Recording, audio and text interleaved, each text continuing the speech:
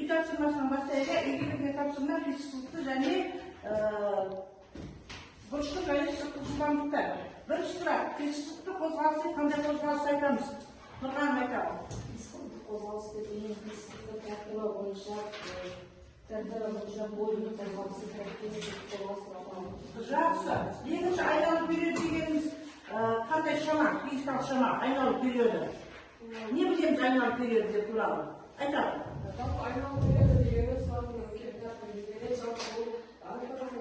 айналу периоды деп бір нүктеден шеңбер бойымен жасалған толық бір айналымын айтамыз. Бұны сыза қойыңызшы. Неге? Келе ғой. Жақсы. Одан кейінгі сұрақ, жиілік қандай шама? Жиілік қандай атпен белгілейміз? Және кері шама. Келе ғой, яғни жиілік жұмылған кері шама. Ньютон неге? Кері шама. Ньютон, иә. Жаз, иә, дұрыс. Ньютон. Яғни Ньютон неге? Кері шама деп тұрсын, елдің неге қатқасы, қатынасы жақсы мұлтырағы. Осы қасып пен арасындағы айырмашылық қандай? Омега тең негеді? Бұрышық жылдамдық. Омега тең неге? Жоқ. Омега тең екпей бөлінген тұрған. Осы айтасыздар. Яғни омега тең екпей периодпен байланысты деп тұрғандар. Көрінген ба? Одан кейін сұрақ. Сызықтық жылдамдықтың жиілікпен байланысы. Сызықтық жылдамдықтың деген әріппен белгілейміз, иә? Екі период бөлінеді. Дұрыс. Жоқ, оны периодпен байланысты ғой. Жиілікпен байланысты болса, екпей неге? Ньюға. Ньюға. Яғни жиілікпен байланысты. Пидің мәні неге тең? Жақсы 3/4-ге тең. Олай болса, дәптердерімізді ашамыз, күннің ретін жазамыз, яғни қазір секілге қап жүдеу, яғни 15-і.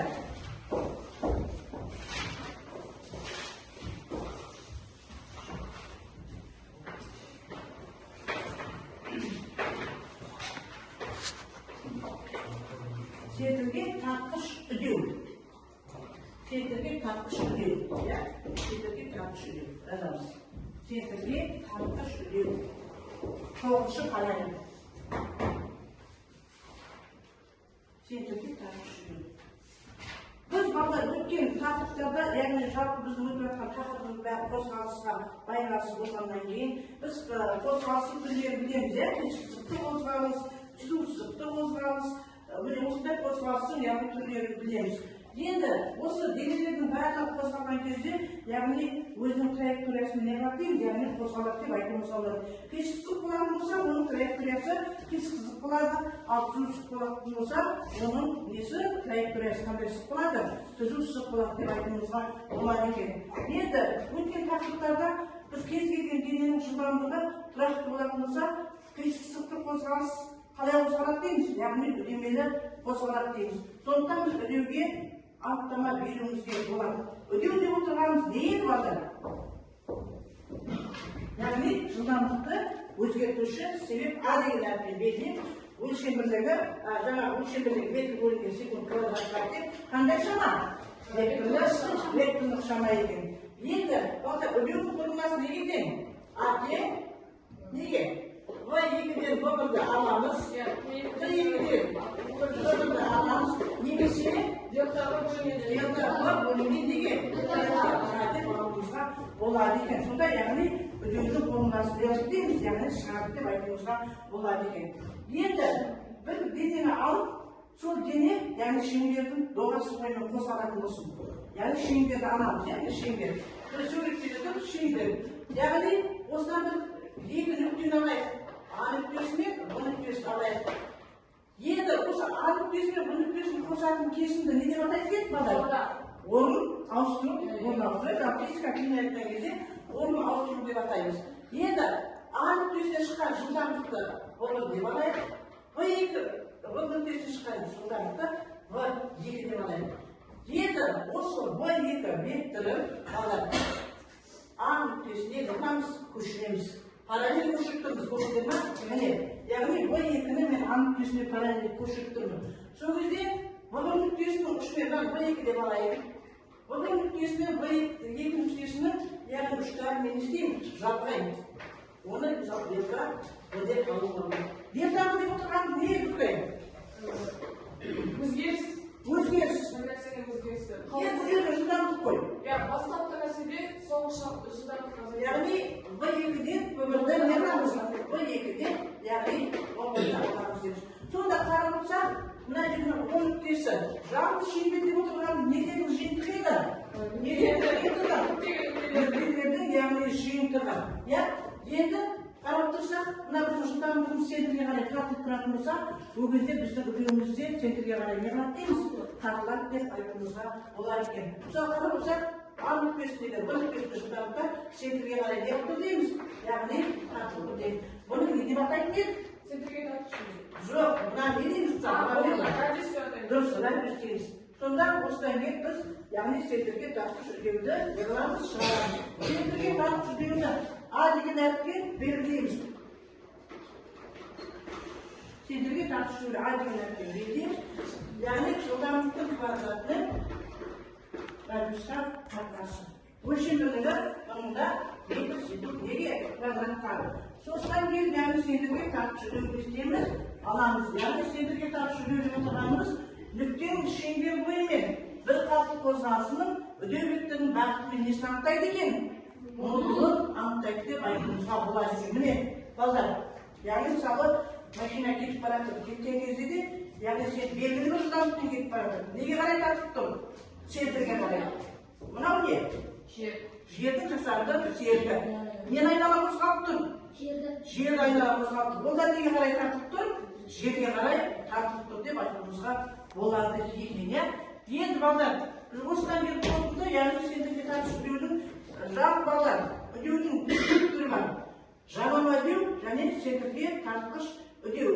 Бұл жерде центрге тартқыш үдеу деп отырғанымыз қисықтықты қозғалыс кезіндегі, яғни неден тұрады екен? Үдеу жанама және центрге тартқыш үдеуден тұрады екен. Бұл жерде жанама үдеу дегеніміз жылдамдық вектор шамасының өзгерісі болатын болса, ал центрге тартқыш үдеу ненің бағыты? Жылдамдық векторының бағытының әсерінен істейді дейміз. Яғни қозғалады деп айтуымызға болады. Жаңағы мен түсіндіріп тұрған тақырыптарым міне балдар көңілде ме? Мынау A нүктесі, мынау B нүктесі тұратын болса, яғни доға бойымен қозғалып тұр. Яғни бұл жылдамдық және B2 жылдамдық деп айтуымызға болады екен. Енді балдар, бұдан басқа жалпы үдеудің түрлері көп. Нормаль үдеу, тангенциалды үдеу, толық үдеу. Енді жерде біз центрге тартқыш үдеуді білуіміз керек. Нормаль үдеуді ғана білуіміз керек. Ал мына екі үдеуді жоғары сыныптарға барғанда не істейміз? Яғни бүктеміз деп айтуымызға болады екен. Енді жерде балдар, қарайықшы. Мысалы, бізде үдеудің формуласы центрге тартқыш үдеудің формуласы мынау дедік қой, центрге B квадрат бөлінген. Енді бүткенде сызықтық жылдамдық пен бұрыштық жылдамдық арасында айырмашылық түрде жоқ па? Қандай еді формуласы? Радиусты керек дедік. B бөлінген омега ерге емес педі? Ерге. Енді осының омега бар қоятын болса, қояш көріклей. Мұнаны орынға ана қоямыз. Осыдан бұл қалмайықшы, қойте омега көбейткен ерге дейін. Мұна осыны әкеп, мәлімде қояқшы келі ауы. Ауы, жазба центрге тартқыш үдеудің формуласын аңтен. Бөлінген ерге, енді жаңа нені таптың, астабын таптың. Өте, омега көбейтілген ерге. Осы оның орнына қалып қоясың.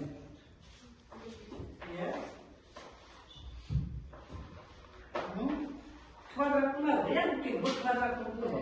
Аха, şu екеуіне жеке-жеке өтін жазайды.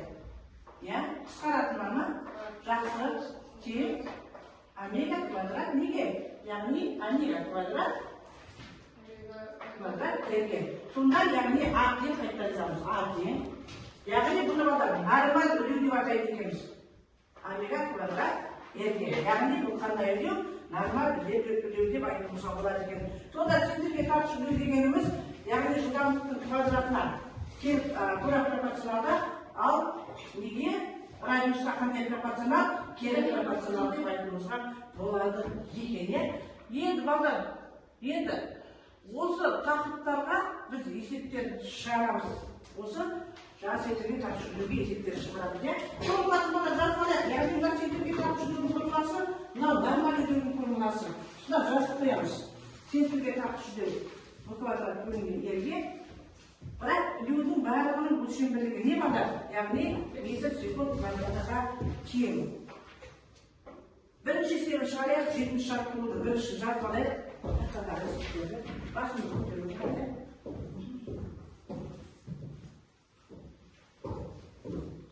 Сол үйден алып керек жерлер, яғни өздері жазып аласыңдар.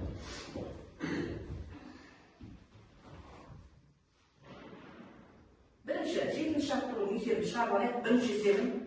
Сосын қалған үйге аламыз.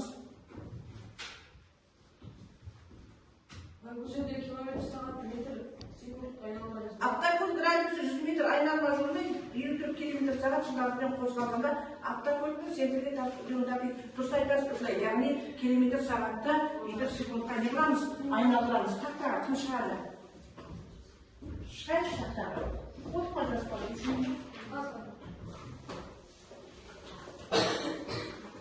Тақтаға шығатын ұштадым. Мен шығайын ұштадым.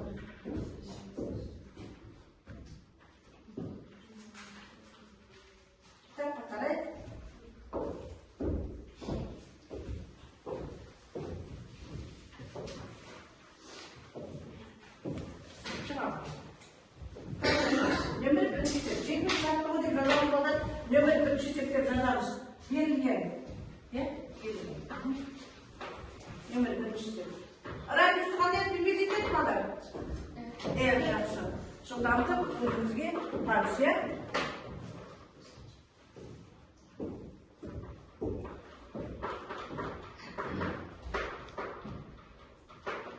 Білген айналдырамыз, қылышыға. Жақсы.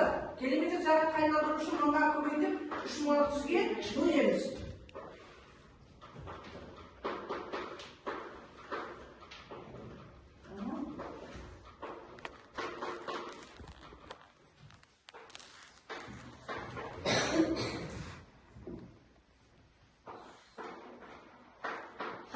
Қалар, 15 квадратта қанша болады? 225-ті 100-ге бөлеміз. Дұрыс па балдар? 225 өлшемдік жағын дедім. Метр секунд неге? Квадратқа жауабы.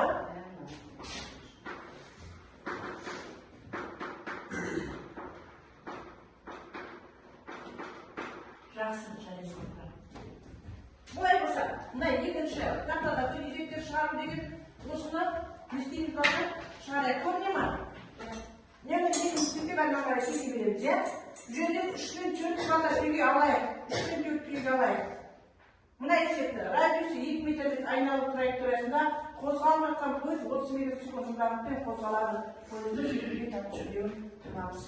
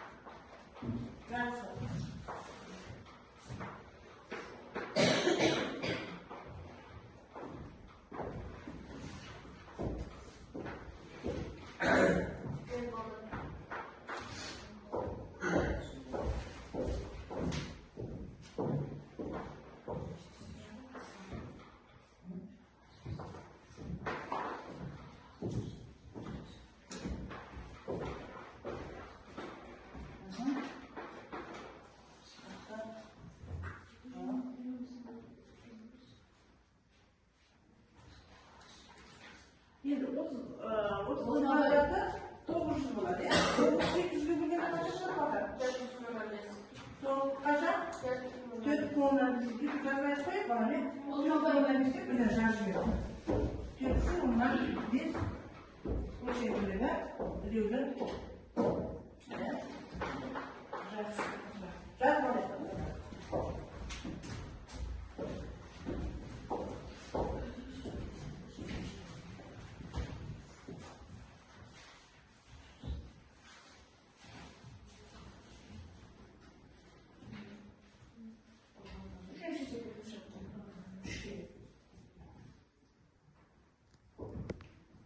Transportman aku tak dapat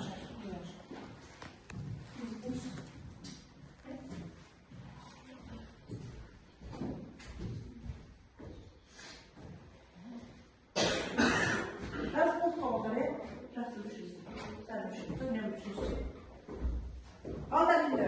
Şimdi çalıştığında yani var gayret edilmesini bildiğimiz şuradan bu kadar ilgilendiğini bildiğimiz şimdi çalıştığında adil herkes bildiğimiz.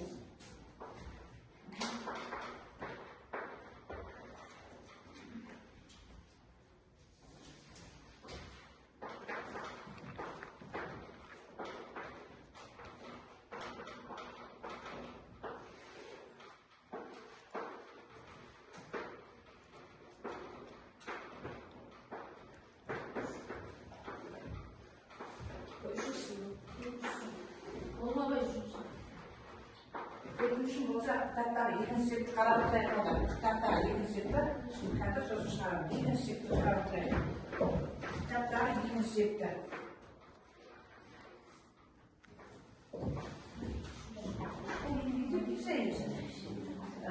Zaman kadar diyoruz birlikte kaçarlar da dedi kalan matematik varlar.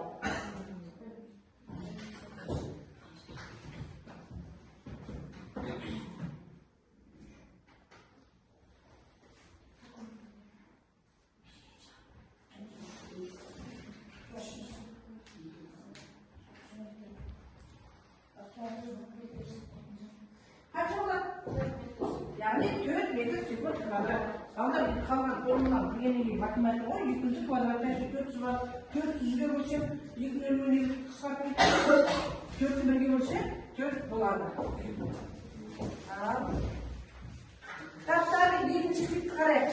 Alğaçkı bastığı karşı kemesinin жерді айналып береді 90 минут дейін. Ол жербеттен орташа 1 кило шамасы 320 километр деп алып есептеуге болады. Ал жердің радиусы 64 километр. Осы қарсы кемесінің жылдамдығы есептелінген дейді. Бұл жерде балдар не беріп тұр? Уақыт беріп тұр, период беріп тұр. Период қандай әкем беріледі? Тұр деген әкем минут бермейміз. Яғни бұл системаға келтіріп аламыз, иә? 90 минутты секундқа айналдырамыз, километрді метрге айналдырамыз. Дәрежені алсақ түскенде жақсы болады.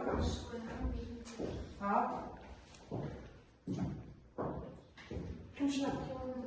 Километр метрге айналады. Дәрежені алсақ та болады. Я 320 мың. Өкпеттақтары шашты. 20 мың деп алғанlar немесе 32 өткен оның 4 дәрежесі деп алғанlar өйткені 0,4 тегістіріп алайық балар, иә? Келе ғой. Немірі? İkinci kitapta var. Bir yazarız. Bu şeyi okuyun. Evet.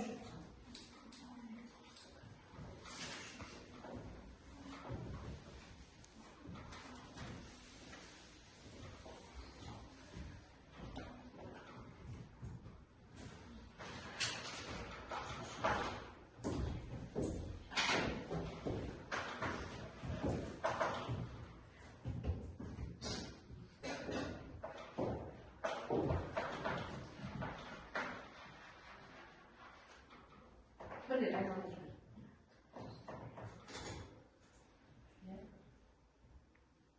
Bir minutta kaç sekund var? 6'da 96'da kuvvetimiz, ya.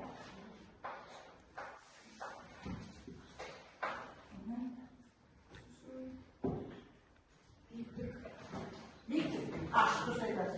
Yani birlikte aç günlerde belirleyeceğiz, ya. Şiir makinesi. Şiir makinesi, bu sekuveti onu dörtlerle şiir kalmalar. Çıkmalar için, her daireciğini yoksa sayımız. Yeter. Bundan ki, Radyosu. 640 kilometre mi? 6400 var. 64 kilometre mi ya?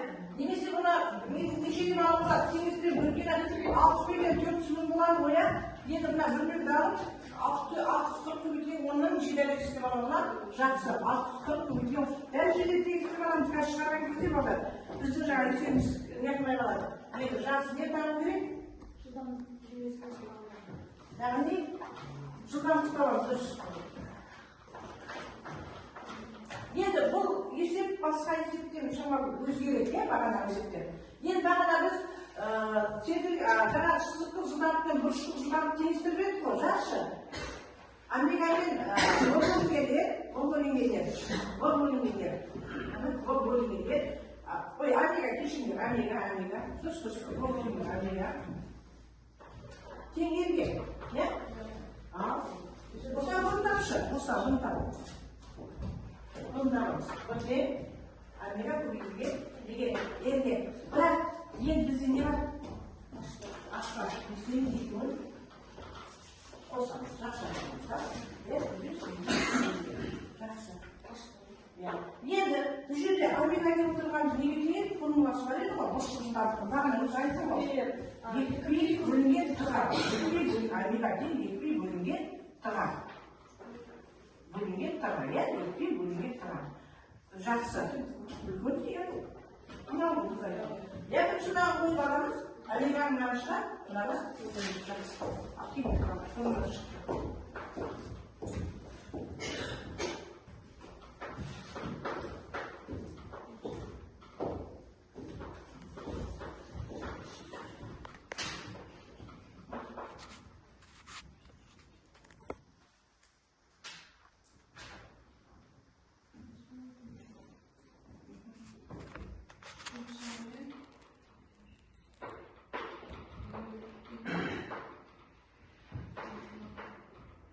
Altıncı jimnastiğimizi 5.400'e bölgende, yani bu çevreciler kadar var. Boşaltılar. Radyal bölgeye, radyal bölgeye. Niye uzunluğuna koyuyor? Bakayım.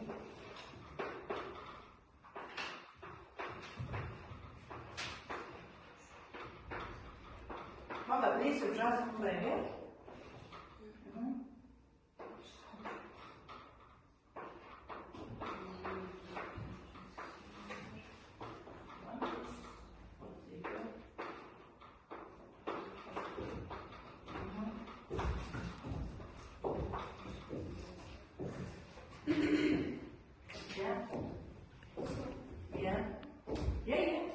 Жоқ, дәрежеге келмейді ғой, оның төрт дәрежесі бар. Жаңа бұлда екеумен теңестіріп алыптың жылда оның төрт дәрежесі жауап шыққан кезде бізде қалады.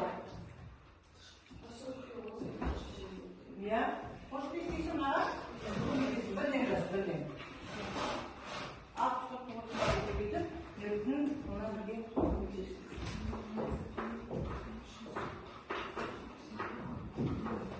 Граная бірден жазса, екі қосып жер, 60-32 болса, 67 гранат көмектесін, иә? Оның төрт дәрежесі метр секундқа тең. Жауап сәл шықты ма?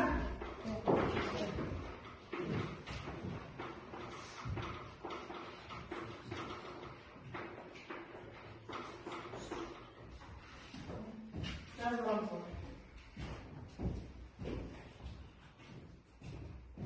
Әйбегі 67 шықты ғой, иә? Бөлген қылдай бар,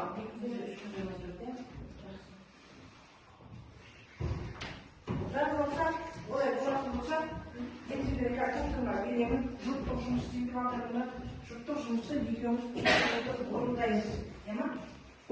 Екеу.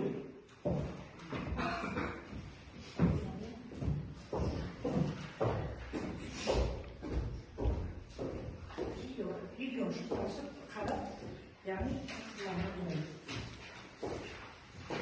бүгінгі тақырыпқа қойылған. Төрт тақырыпқа сосын бір есептейміз.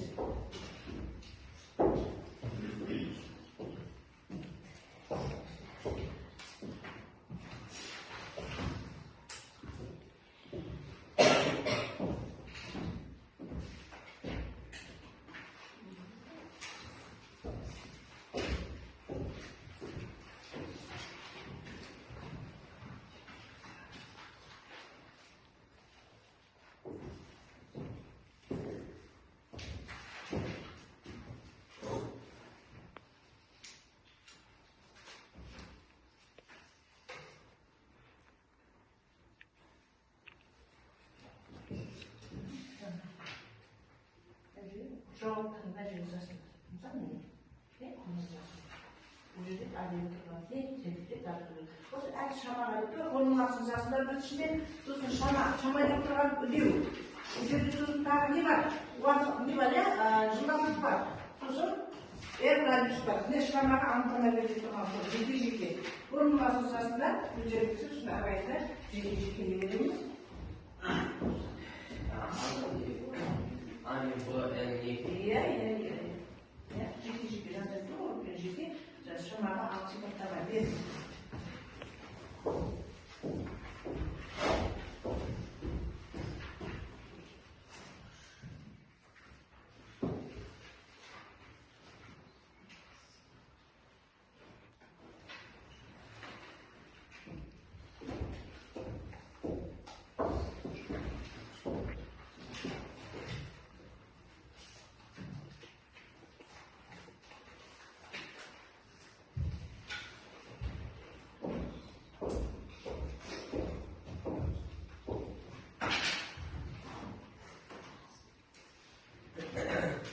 Açıyoruz, yazıklayan konuyu, o sınırı çok bağlı.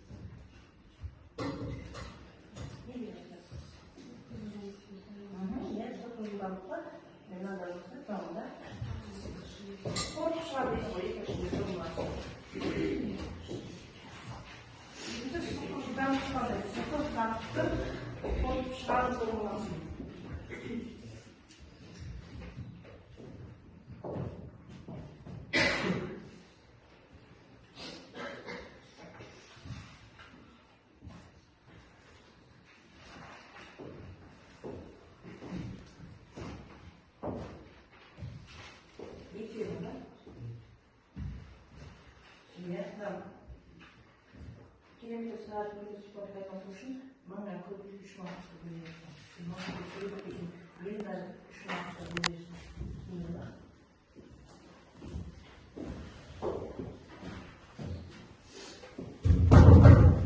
Bunda teknik sebenarnya sekarang atas sekarang sebenarnya nanti cuci ya. Di sini atas sekarang ini bagaimana kita saya musuh ini kan sekitar sepuluh.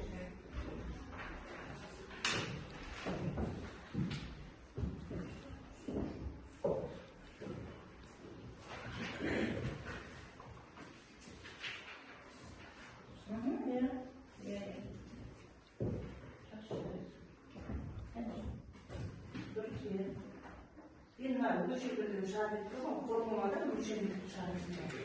Formuladan müşemmilik müsaadesinde. Niye? Formuladan müşemmilikte müsaadesinde.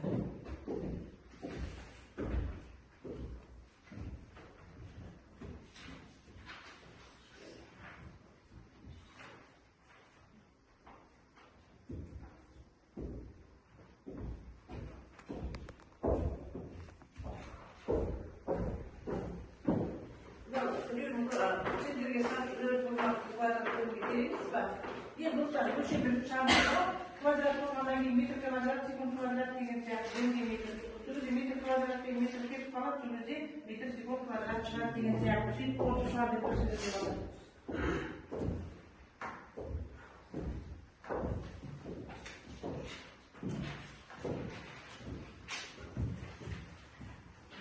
Jangan pun masalah ada platform yang diri mau tak semua sendiri begini.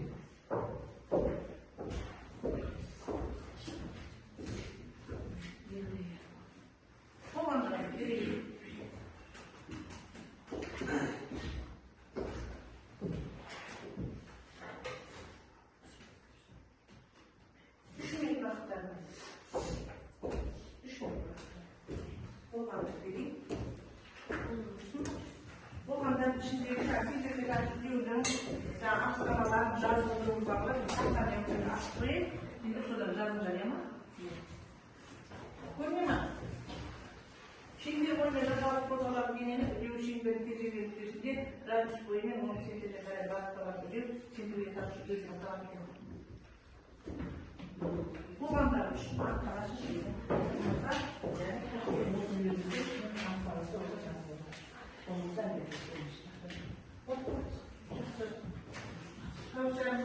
Sosyallerin imaj oldu, popüler oldu. Bir farklar bakalım.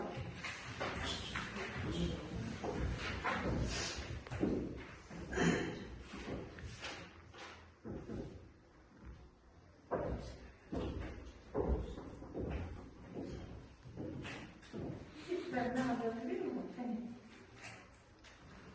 Жақсы ya. O bir sıkıntı tutar mısın? Bir sıkıntı tutar.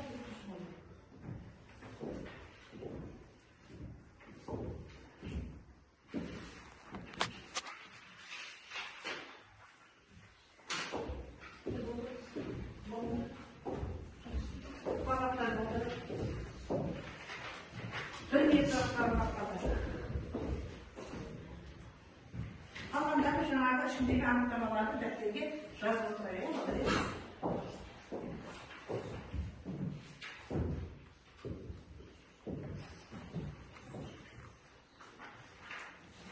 Bu şey benim zaten ne şeyleri taşıyorum. Neyse konumlarda büyükten geçiyorum.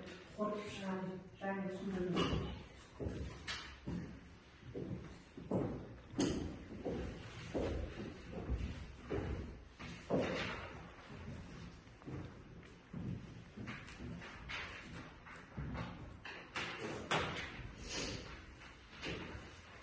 Yine gel, şöyle oldu.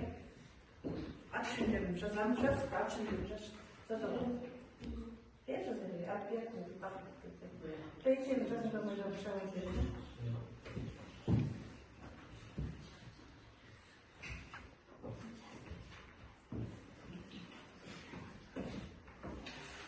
Bir bak,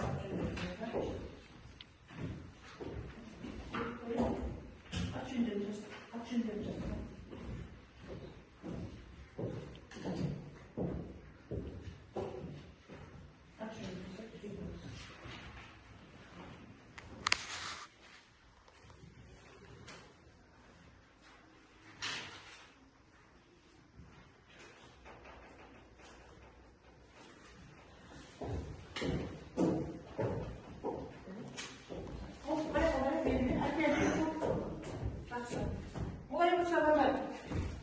Senterge karşı ödül bilgenimiz ne oldu? Senterge karşı ödülü kayda ödül aytamız falan. Senterge karşı ödül oturmanız ne oldu? Жаңа senterge karşı ödül oturmanız yani şımanlıktın kıvatasına. Қандай? Шеңбер бойында бір қалыпты қозғалатын шеңбер бойында бір қалыпты қозғалатын үдеу деп айтуға да болады, иә? Немесе жаңағы неге байланысты, формулаға байланысты, яғни шыдамдықтың квадратына тура пропорционалда, ал радиусқа кері пропорционал. Немесе шеңбер бойында бір қалыпты қозғалатын дегені үдеуі не деп аталады? Шеңбердің кез келген нүктесінде, яғни радиустың бойымен оның несіне қарай, центріне қарай не болатын бағытталатын үдеу не деп атайды? Центрге тартқыш үдеу деп аталады екен. Мен бала үйге тапсырма.